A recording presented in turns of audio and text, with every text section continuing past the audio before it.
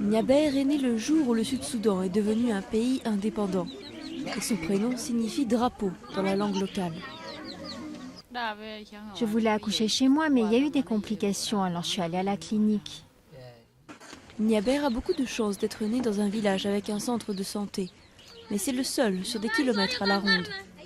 Les 150 000 habitants de la région de Unity State ne disposent que de 2 petits dispensaires. D'après les Nations Unies, une femme sur 7 meurt en couche au Sud-Soudan.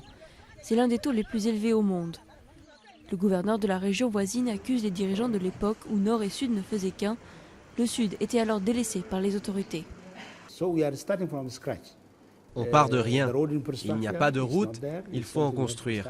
Il n'y a aucune infrastructure et tous les autres secteurs, c'est pareil. Tout est à faire. La vaste majorité de la population vit de l'agriculture et de l'élevage. Les vols de bétail par des tribus rivales sont fréquents. Du coup, le gouvernement a commencé par mettre en place une campagne réussie de désarmement de la population. Plus de 4000 Kalachnikovs ont été récupérés, rien que dans la région de Lake State. Maintenant que tout le monde a dû rendre ses armes, on ne sera plus autant attaqué. La paix n'est pas assurée pour autant. Les attaques à la bombe continuent le long de la frontière.